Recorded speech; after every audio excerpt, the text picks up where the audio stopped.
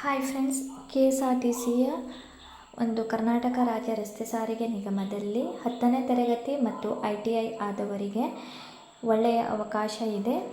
ತುಂಬ ಹುದ್ದೆಗಳು ಅಲ್ಲಿ ಬೇರೆ ಬೇರೆ ಟ್ರೇಡಿಗೆ ಹುದ್ದೆಗಳು ಖಾಲಿ ಇದೆ. ಯಾವ ರೀತಿ ನೀವು ಅರ್ಜಿ ಸಲ್ಲಿಸಬೇಕು ಸಂಪೂರ್ಣ ಮಾಹಿತಿ ಈ ವಿಡಿಯೋದಲ್ಲಿ ತಿಳಿಸಿಕೊಡುತ್ತೇನೆ. ಯಾವುದೇ ರೀತಿ ಪರೀಕ್ಷೆ ಇರುವುದಿಲ್ಲ.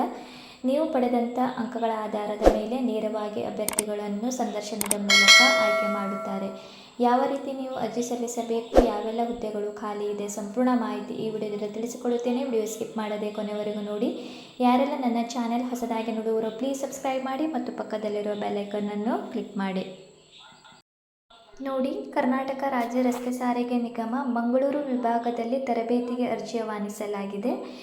SLC ಮತ್ತು ITI ವಿದ್ಯಾರ್ಥಿಯಲ್ಲಿ mechanic, diesel, electrician, machinist, electronics mechanic, welder, mechanic motor vehicle, programming and system administrative assistant ವೃತ್ತಿಗಳಲ್ಲಿ ತೇರ್ಗಡೆಯಾದವರು, ಅಂದರೆ ನೀವು ITI ಆದವರು ಅರ್ಜಿ ಸಲ್ಲಿಸಬಹುದು. ಸೆಪ್ಟೆಂಬರ್ 5ರ ಒಳಗಾಗಿ ನಗರದ ಬಿಜೆನಲ್ಲಿರುವ ವಿಭಾಗೀಯ ಕಚೇರಿಗೆ ಅರ್ಜಿ ಸಲ್ಲಿಸಬೇಕು. ಸೆಪ್ಟೆಂಬರ್ 10ನೇ ತಾರೀಕಿಗೆ ಬೆಳಿಗ್ಗೆ 10 ಗಂಟೆಗೆ ನಿಮ್ಮ ಎಲ್ಲ ಮೂಲ ದಾಖಲಾತಿಗಳೊಂದಿಗೆ ಶಿಶುಕ್ಷು ಆಯ್ಕೆ ಸಮಿತಿಯ ಮುಂದೆ ನೇರ ಸಂದರ್ಶನಕ್ಕೆ ನೀವು ಹಾಜರಾಗಬೇಕು. KSRTCಯ ಮಂಗಳೂರು ಹಿರಿಯ ವಿಭಾಗೀಯ ನಿಯಂತ್ರಣಾಧಿಕಾರಿ ಪ್ರಕಟಣೆಯಲ್ಲಿ ತಿಳಿಸಿದ್ದಾರೆ ಫ್ರೆಂಡ್ಸ್.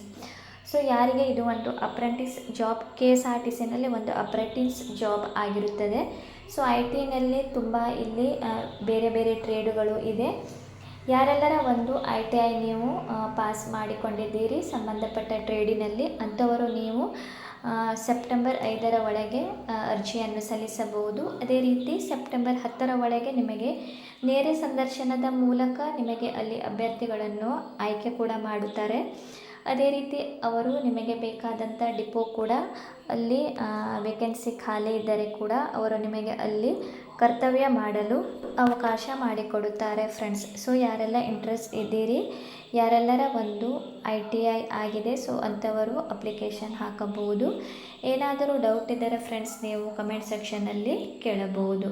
ಈ ಮಾಹಿತಿ ಇಷ್ಟವಾದರೆ ನನ್ನ ಚಾನಲನ್ನು ಸಬ್ಸ್ಕ್ರೈಬ್ ಮಾಡಿ ಮತ್ತು ಪಕ್ಕದಲ್ಲಿರೋ ಬೆಲ್ ಐಕಾನ್ ಕ್ಲಿಕ್ ಮಾಡಿ, ಲೈಕ್ ಮಾಡಿ, ಶೇರ್ ಮಾಡಿ ಮತ್ತು ಸಬ್ಸ್ಕ್ರೈಬ್ ಮಾಡಿ.